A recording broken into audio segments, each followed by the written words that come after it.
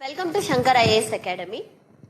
ಇತ್ತೀಚೆಗೆ ವಾಟ್ಸಪ್ಗೆ competition commission of India ಅಂದ್ರೆ CCI ಅಂತ ಹೇಳ್ಬಿಟ್ಟು ಕರಿತೀವಿ. ಈ ಕಾಂಪಿಟೇಷನ್ ಕಮಿಷನ್ ಆಫ್ ಇಂಡಿಯಾ 213 ಕೋಟಿ ಫೈನ್ ನ ಹಾಕಿತ್ತು. ಅದ್ರ ಜೊತೆಯಲ್ಲಿ ಏನ್ ಮಾಡಿತ್ತು ಅಂತ ಹೇಳಿದ್ರೆ 5 ವರ್ಷ ವಾಟ್ಸಪ್ ಅಲ್ಲಿ ಬರುವಂತಹ ಡಾಟಾಸ್ಗಳನ್ನ ಬೇರೆ ಮೆಟಾ ಪ್ರಾಡಕ್ಟ್ಸ್ ಗಳಿಗೆ ಕೊಡಬಾರ್ದು ಅಂತ ಹೇಳ್ಬಿಟ್ಟು ಅನೌನ್ಸ್ ಮಾಡಿತ್ತು, ಅಂದ್ರೆ ಬ್ಯಾನ್ ಮಾಡಿತ್ತು. ಸೊ ಯಾಕೆ ಈ ಬ್ಯಾನ್, ಹೇಗಿದ್ದು ಸ್ಟಾರ್ಟ್ ಆಯ್ತು, competition of commission of India ಅಂದ್ರೆ ಏನು, ಯಾಕೆ ನ್ಯಾಷನಲ್ ಕಮಿಷನ್ ಅಪಿಲೇಟ್ ಟ್ರಿಬ್ಯುನಲ್ ಇವಾಗ ಅದನ್ನ ಅಂದ್ರೆ ರಿಲೀಫ್ ಕೊಟ್ಟಿದೆ ವಾಟ್ಸಪ್ಗೆ ಅಂತ ಹೇಳ್ಬಿಟ್ಟು ಈ ವಿಡಿಯೋದಲ್ಲಿ ಡೀಟೇಲ್ ಆಗಿ ನೋಡ್ಕೊಳ್ಳೋಣ. ಸೊ ಮೊದಲಿಗೆ ಇದೆಲ್ಲ ಸ್ಟಾರ್ಟ್ ಆಗಿತ್ತು, ವಾಟ್ಸಪ್ಗೆ ಒಂದು ಫೈನ್ ಅನ್ನೋದು ಸ್ಟಾರ್ಟ್ ಆಗಿತ್ತು ಅಥವಾ ದಂಡವನ್ನ ವಿಧಿಸಲಾಗಿದ್ದು ಯಾವಾಗ ಸ್ಟಾರ್ಟ್ ಆಗಿತ್ತು ಅಂತ ಹೇಳಿದ್ರೆ 2021ರಲ್ಲಿ. ಸೊ 2021ರಲ್ಲಿ competition of commission of India ಮೋಟೋ ಡಿಸಿಷನ್ ನ ತಗೊಂಡು, ಅಂದ್ರೆ ತನ್ನಿಚ್ಛೆಗೆ ತಾನೇ ಸೆಲ್ಫ್ ಡಿಸಿಷನ್ ನ ತಗೊಂಡ್ಬಿಟ್ಟು ವಾಟ್ಸಪ್ಗೆ ನೀವು ಯಾವುದೇ ರೀತಿಯಾದಂತಹ ಪರ್ಸನಲ್ ಡಾಟಾವನ್ನ, ಯಾರೆಲ್ಲ ವಾಟ್ಸಪ್ ಯೂಸರ್ಸ್ ಇದ್ದಾರೆ ಅವರ ಪರ್ಸನಲ್ ಡಾಟಾವನ್ನ ಮೆಟಾ ಪ್ರಾಡಕ್ಟ್ಸ್, ಬೇರೆ ಬೇರೆಯ ಮೆಟಾ ಪ್ರಾಡಕ್ಟ್ಸ್ ಗಳಿಗೆ ಕೊಡಬಾರ್ದು ಅಂತ ಹೇಳ್ಬಿಟ್ಟು ಅನೌನ್ಸ್ ಮಾಡುತ್ತೆ. ಸೊ ಯಾವುದು ಮೆಟಾ ಪ್ರಾಡಕ್ಟ್ಸ್ ಅಂದ್ರೆ, meta is a company.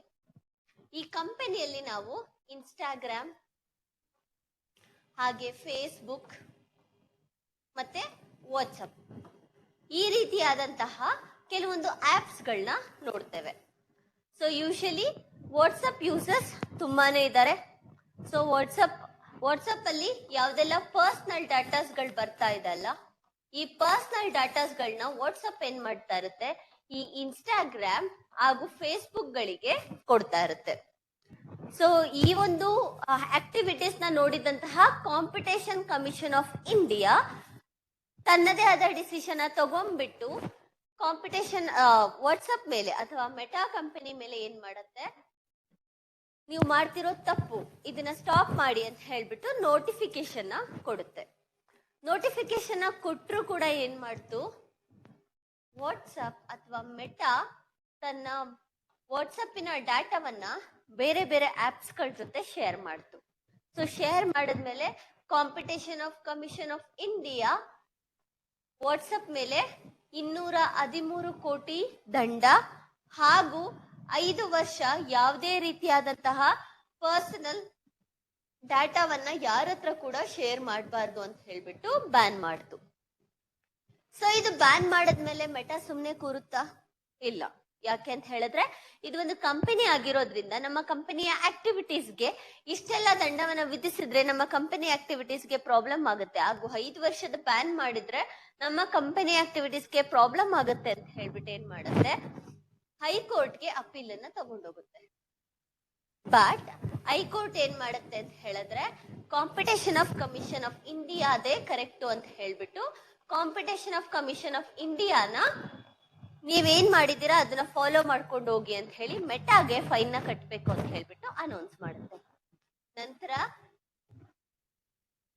Meta ಮತ್ತೆ ಸುಮ್ನೆ ಕೂರೋದಿಲ್ಲ, ಬಿಕಾಸ್ ಇದಾದ್ಮೇಲೆ ಸುಪ್ರೀಂ ಕೋರ್ಟ್ಗೆ ಅಪೀಲ್ ನ ಹೋಗುತ್ತೆ.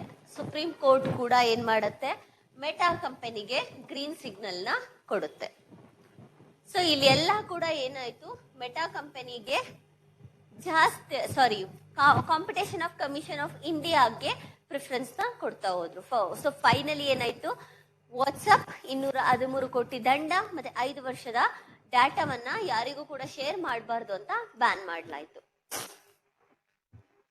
ನಂತರ ಏನಾಯ್ತು, national commission on appellate tribunal, ಈ ಟ್ರಿಬ್ಯುನಲ್ ಏನ್ ಮಾಡ್ತು ಅಂತ ಹೇಳಿದ್ರೆ ವಾಟ್ಸಪ್ಗೆ ಈಗ ಇತ್ತೀಚೆಗೆ ಒಂದು 3-4 ದಿನದ ಹಿಂದೆ ಏನ್ ಮಾಡ್ತು ಅಂತ ಹೇಳಿದ್ರೆ ಸ್ವಲ್ಪ ರಿಲೀಫ್ ನ ಕೊಟ್ಟಿದೆ. ಸೊ ಈ ಒಂದು ಆರ್ಟಿಕಲ್ ನ ಮೂಲಕ ನಾವು competition of commission of India ಅಂದ್ರೆ ಏನು ಮತ್ತೆ ನ್ಯಾಷನಲ್ ಕಂಪನಿ ಅಪಿಲೇಟ್ ಟ್ರಿಬ್ಯುನಲ್ ಅಂದ್ರೆ ಏನು ಅಂತ ಹೇಳ್ಬಿಟ್ಟು ತಿಳ್ಕೊಳ್ಳೋಣ.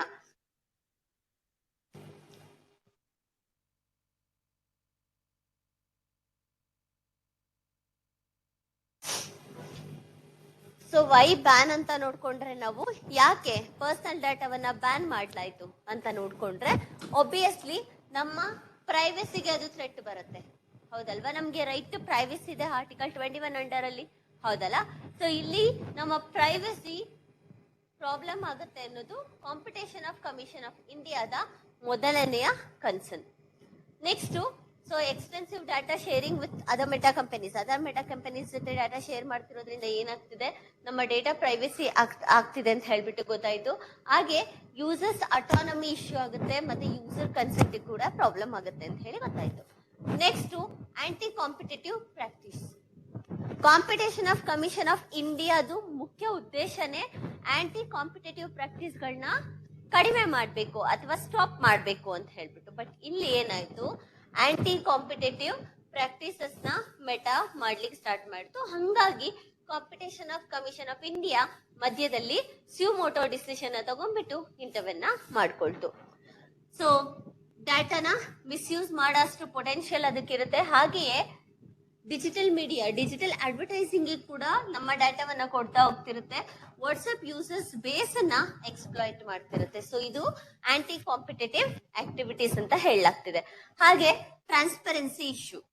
ಸೊ ನಾವು ವಾಟ್ಸ್ಆಪ್ ನ ಓಪನ್ ಮಾಡಿದ್ರೆ ಅಲ್ಲಿ ಎಂಡ್ ಟು ಎಂಡ್ ಎನ್ಕ್ರಿಪ್ಟೆಡ್ ಅಂತ ಇರುತ್ತೆ, ಹೌದಲ್ಲ? ಅಂದ್ರೆ ನೀವೇನೆಲ್ಲ ಯೂಸ್ ಮಾಡ್ತೀರಾ ಅದನ್ನ ಕಂಪನಿಯವ್ರಿಗೆ ಕೂಡ ಗೊತ್ತಿರೋದಿಲ್ಲ, ನೀವ್ ಯಾವ ರೀತಿ ಯೂಸ್ ಮಾಡ್ತೀರಾ ಅಂತ ಹೇಳ್ಬಿಟ್ಟು ಅಂತ. ಬಟ್ ಕಂಪನಿಯವರಿಗೆ ಗೊತ್ತಿರುತ್ತೆ, ಅದರಿಂದಾನೇ ಅಲ್ವಾ ನಮ್ಮ ಡಾಟಾವನ್ನ ಶೇರ್ ಮಾಡ್ತಿರೋದು ಅದರ್ ಪ್ರಾಡಕ್ಟ್ಸ್ ಜೊತೆ. ನೀವು ಯೂಶಲಿ ನೋಡಿರ್ತೀರಾ, ಲೈಕ್ ವಾಟ್ಸ್ಆಪ್ ಅಲ್ಲಿ ನೀವು ಯಾರಿಗಾದ್ರೂ ಟೆಕ್ಸ್ಟ್ ಮಾಡಿದ್ರೆ ನಿಮ್ ಕ್ಲೋಸ್ ಫ್ರೆಂಡ್ಗೆ ಅಥವಾ ಕ್ಲೋಸ್ ರಿಲೇಟಿವ್ಸ್ಗೆ ಯಾರಿಗಾದ್ರೂ like I wanted to purchase this ಅಂತ ಹೇಳ್ಬಿಟ್ಟು ಸರ್ಚ್ ಮಾಡಿದ್ರೆ ನಮ್ಗೆ ಇನ್ಸ್ಟಾಗ್ರಾಮ್ ಅಲ್ಲಿ ಸೇಮ್ ಪ್ರಾಡಕ್ಟ್ಸ್ ಬರ್ತಾ ಹೋಗುತ್ತೆ.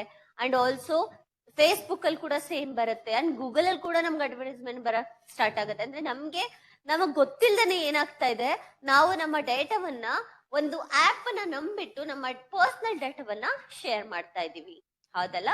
ಸೊ ಈ ಡೇಟಾಸ್ ನ ಮೆಟಾ ಏನ್ ಮಾಡ್ತಾ ಇದೆ, ಬೇರೆ ಬೇರೆ ಪ್ರಾಡಕ್ಟ್ಸ್ ಗಳಿಗೆ ಅಥವಾ ಬೇರೆ ಬೇರೆ ಕಂಪನೀಸ್ಗೆ ಶೇರ್ ಮಾಡ್ತಿರೋದ್ರಿಂದ ನಮ್ಮ ಡೇಟಾ ಪ್ರೈವಸಿಗೆ ಪ್ರಾಬ್ಲಮ್ ಆಗ್ತಿದೆ ಅನ್ನೋದು. ಅಂದ್ರೆ ಒಂದು ಟ್ರಾನ್ಸ್ಪರೆನ್ಸಿ ಇಲ್ಲ, ಅಲ್ಲಿ ಕೊಡೋದೇ ಒಂದು ಮಾಡ್ತಿರೋದೇ ಒಂದು ಅಂತ ಹೇಳ್ಬಿಟ್ಟು ಇಲ್ಲಿ ಹೇಳಲಾಗ್ತಿದೆ. ಸೊ ಬ್ಯಾನ್ ಯಾಕೆ ಮಾಡಿರೋದು ಅಂತ ಹೇಳಿದ್ರೆ ಡೇಟಾ ಪ್ರೈವಸಿ ಕನ್ಸರ್ನ್ ಮೂಲಕ, ಮತ್ತೆ ಆಂಟಿ ಕಾಂಪಿಟೇಟಿವ್ ಆಕ್ಟಿವಿಟೀಸ್ ಮತ್ತೆ ಟ್ರಾನ್ಸ್ಪರೆನ್ಸಿಗೋಸ್ಕರ ಮೆಟಾ ವಾಟ್ಸ್ಆಪ್ 5 ವರ್ಷದ ಡೇಟಾವನ್ನ ಬೇರೆ ಬೇರೆ ಪ್ರಾಡಕ್ಟ್ಸ್ ಗಳಿಗೆ ಶೇರ್ ಮಾಡಬೇಕು ಅನ್ನೋದನ್ನ ಬ್ಯಾನ್ ಮಾಡಲಾಗಿದೆ. Next, what is the ban include? ಈ ಬ್ಯಾನ್ ಅಲ್ಲಿ ಏನೇನೆಲ್ಲ ಇನ್ಕ್ಲೂಡ್ ಆಗಿದೆ ಅಂತ ಹೇಳಿದ್ರೆ, ಸೊ ನಾನು ಆಲ್ರೆಡಿ ಹೇಳಿದ್ದೀನಿ, 5 ವರ್ಷ ಡೇಟಾವನ್ನ ಶೇರ್ ಮಾಡೋದು, ಹಾಗೆ 213 ಕೋಟಿ ಫೈನ್ ಹಾಕಿದ್ದಾರೆ. ನಂತರ ಈಗ national company law appellate tribunal ಏನ್ ಮಾಡಿದೆ ಅಂತ ಹೇಳಿದ್ರೆ 50% ಫಸ್ಟ್ ಗೆ ಪೇ ಮಾಡಿ ಅಂತ ಹೇಳ್ಬಿಟ್ಟು ಹೇಳಿದೆ, ಅದ್ರ ಬಗ್ಗೆ ಇದೆ. ನೆಕ್ಸ್ಟ್, ಪಾಲಿಸಿ ಕಂಪೈಲೆನ್ಸ್ ಆಯ್ತಾ. Next, review and align privacy policy with competition law. So ಈ ತರ ಪ್ರೈವಸಿ ಥ್ರೆಟ್ ಆಗ್ತಿರೋದ್ರಿಂದ ಮತ್ತೆ ರಿವ್ಯೂ ಮಾಡ್ಬಿಟ್ಟು ಮತ್ತೆ ಪ್ರೈವಸಿಗೋಸ್ಕರ ಹೊಸ ರೂಲ್ಸ್ ಗಳನ್ನ ತರಬೇಕು. ನಂತರ 5 ಇಯರ್ ಡಾಟಾ ಸೇಮ್ ಇಲ್ಲಿ ಹೇಳಿದ್ದೇನೆ, ಇಲ್ಲಿ 5 ಇಯರ್ ಅಂತ ಹೇಳ್ಬಿಟ್ಟು ಡೇಟ್ ಅನ್ನ ಅಥವಾ ಇಯರ್ ನ ಮೆನ್ಷನ್ ಮಾಡಲಾಗಿದೆ. ಸೊ ಈ ತರ ಅನಾಲಿಟಿಕಲ್ ವೇ ಅಲ್ಲಿ ಕ್ವಶನ್ಸ್ ನಿಮ್ಗೆ ಮೇನ್ಸ್ ಆನ್ಸರ್ ರೈಟಿಂಗ್ ಗೆ ಹೆಲ್ಪ್ ಆಗತ್ತೆ.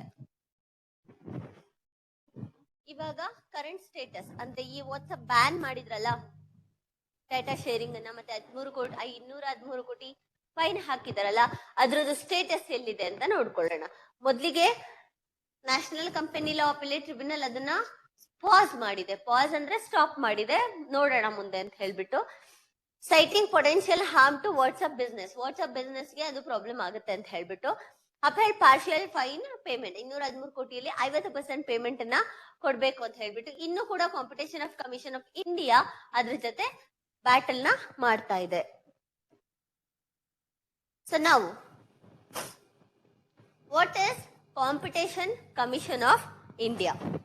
ಸೊ ಬ್ಯಾಕ್ ಗ್ರೌಂಡ್ ಈ ತರ ಎಲ್ಲ ನೋಡ್ಕೊಂಡ್ಮೇಲೆ ಆ ಬ್ಯಾಕ್ ಗ್ರೌಂಡ್ ಮೂಲಕ ನಮ್ಗೆ ಏನ್ ಮಾಡ್ತಾರೆ, ಸ್ಟಾಟಿಕ್ ಪೋರ್ಷನ್ ಇಂದ ಕೂಡ ಕ್ವಶನ್ ನ ಕೇಳಲಾಗುತ್ತೆ, ಹೌದಲ್ಲ? ಸೊ ಹಂಗಾಗಿ competition of commission of India ಅಂದ್ರೆ ಏನು? ಕಾಂಪಿಟೇಷನ್ ಆಫ್ ಕಮಿಷನ್ ಆಫ್ ಇಂಡಿಯಾನ ಕಾಂಪಿಟೇಷನ್ ಆಕ್ಟ್ 2002 ಅಂಡರ್ ಅಲ್ಲಿ ಎಸ್ಟಾಬ್ಲಿಷ್ ಮಾಡ್ತಾರೆ. ಸೊ 2002ರಲ್ಲಿ ಎಸ್ಟಾಬ್ಲಿಷ್ ಮಾಡಿದ ಮೇಲೆ ಏನಾಗುತ್ತೆ, 2009ರಿಂದ ಪ್ರಾಪರ್ ಆಗಿ competition commission of India work ಮಾಡ್ಲಿಕ್ಕೆ ಸ್ಟಾರ್ಟ್ ಮಾಡುತ್ತೆ. ಇದರ ಮುಖ್ಯ ಉದ್ದೇಶ ಏನು ಅಥವಾ ಆಬ್ಜೆಕ್ಟಿವ್ ಅಥವಾ ಏಮ್ ಏನು ಅಂತ ಹೇಳಿದ್ರೆ, ಆಂಟಿ ಕಾಂಪಿಟೇಟಿವ್ ಪ್ರಾಕ್ಟೀಸಸ್ಗಳನ್ನ ರಿಡ್ಯೂಸ್ ಮಾಡಿ ಯೂಸರ್ ಫ್ರೆಂಡ್ಲಿ ಹಾಗೆ ಹೆಲ್ದಿ ಕಾಂಪಿಟೇಷನ್ ನ ಪ್ರಮೋಟ್ ಮಾಡಬೇಕು ಅನ್ನೋದು ಈ ಒಂದು ಕಾಂಪಿಟೇಷನ್ ಕಮಿಷನ್ ಆಫ್ ಇಂಡಿಯಾದ ಮುಖ್ಯ ಉದ್ದೇಶ ಆಗಿದೆ. ನೆಕ್ಸ್ಟ್, ಈ ಒಂದು ಕಾಂಪಿಟೇಷನ್ ಆಫ್ ಕಮಿಷನ್ ಆಫ್ ಇಂಡಿಯಾನ ಇನ್ನೊಂದು ಆಕ್ಟ್ ಗೆ ರಿಪ್ಲೇಸ್ ಮಾಡಿದ್ದಾರೆ. ಯಾವ ಆಕ್ಟ್ ಅಂತ ಹೇಳಿದ್ರೆ monopoly and trade restrictive act 1969 ಅಂತ ಹೇಳ್ಬಿಟ್ಟು ಬರುತ್ತೆ.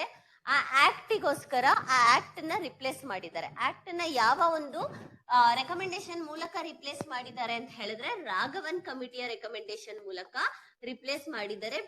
ಈ ಕಮಿಟಿ ನೆನಪಿರ್ಬೇಕು ನಿಮಗೆ, ಡೈರೆಕ್ಟ್ ಆಗಿ ಕಮಿಟಿ ಮತ್ತೆ ಅಂದ್ರೆ ಮ್ಯಾಚ್ ದ ಫಾಲೋಯಿಂಗ್ ರೀತಿಯಲ್ಲಿ ಕೇಳ್ತಾರೆ ಅಲ್ಲ, ಸೊ ಹಂಗಾಗಿ ಈ ಕಮಿಟಿ ನೆನಪಿರ್ಬೇಕು. ಕಮಿಟಿ ಏನಕ್ಕೆ ಅಂತ ಹೇಳಿದ್ರೆ monopoly and trade restrictive practice act 1969, monopoly and trade restrictive practice act 1969 ಈ ಒಂದು ಆಕ್ಟ್ ಅನ್ನ ರಿಪ್ಲೇಸ್ ಮಾಡೋದಕ್ಕೆ competition commission of India act ಜೊತೆಗೆ ಆಕ್ಟ್ ನ ತಗೊಂಡ್ ಬರ್ತಾರೆ. ಇದನ್ನ ರಿಪ್ಲೇಸ್ ಮಾಡಿ ಅದಕ್ಕೆ ರೆಕಮೆಂಡ್ ಯಾರು ಕೊಟ್ಟಿರೋದು ಅಂತ ಹೇಳಿದ್ರೆ ರಾಘವನ್ ಕಮಿಟಿ ಈ ಒಂದು ರೆಕಮೆಂಡೇಶನ್ ನ ಕೊಟ್ಟಿದೆ.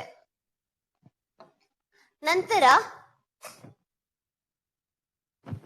ಸೊ ಇದು ಮರ್ಜರ್ ಅಂಡ್ ಅಕ್ವಿಸಿಷನ್ ಆಯ್ತು. ಪವರ್ ಯಾರಿಗಿರುತ್ತೆ ಅಂದ್ರೆ ಇದು ಕಾಂಪಿಟೇಷನ್ ಆಫ್ ಕಮಿಷನ್ ಆಫ್ ಇಂಡಿಯಾಗೆ ಏನೆಲ್ಲ ಪವರ್ ಇರುತ್ತೆ ಅಂತ ಹೇಳಿದ್ರೆ ಇನ್ವೆಸ್ಟಿಗೇಷನ್ ಮಾಡೋದು, ಪ್ರಾಪರ್ ಆಗಿ ಕಾಂಪಿಟೇಷನ್ ನಡೀತಿದ್ಯಾ ಕಂಪನೀಸ್ ಮಧ್ಯ ಅಂತ ಹೇಳ್ಬಿಟ್ಟು ಪೆನಾಲ್ಟೀಸ್ ಗಳನ್ನ ಕೊಡೋದು, ಸ್ಯೂಮೋಟೋ ಪವರ್. ಈಗ ವಾಟ್ಸ್ಆಪ್ ಮೇಲೆ ತಗೊಂಡ್ಬಂದಿರೋದು ಸ್ಯೂಮೋಟೋ ಪವರ್ ಅಲ್ವಾ, ತನ್ನ ಡಿಸಿಷನ್ ತಗೊಂಡ್ಬಿಟ್ಟು ಸ್ಟೆಪ್ಸ್ ಗಳನ್ನ ತಗೊಂಡಿದೆ ಅಂತ ಹೇಳ್ಬಿಟ್ಟು. ನೆಕ್ಸ್ಟ್, ಈ ಒಂದು ಕಾಂಪಿಟೇಷನ್ ಆಫ್ ಕಮಿಷನ್ ಆಫ್ ಇಂಡಿಯಾದಲ್ಲಿ ಯಾರೆಲ್ಲ ಇರ್ತಾರೆ ಕಂಪೋಸಿಷನ್ ನಾವು ನೋಡ್ಕೊಂಡ್ರೆ, ಮೊದಲಿಗೆ ಚೇರ್ಪರ್ಸನ್ ಇರ್ತಾರೆ, ಹಾಗೆ ಒಬ್ರು chairperson, next member. So member ಬಂದ್ಬಿಟ್ಟು ಈ 2 ಜನಕ್ಕಿಂತ ಕಡಿಮೆ ಇರಬಾರ್ದು, ಹಾಗೆ 6 ಜನಕ್ಕಿಂತ ಜಾಸ್ತಿ ಇರಬಾರ್ದು.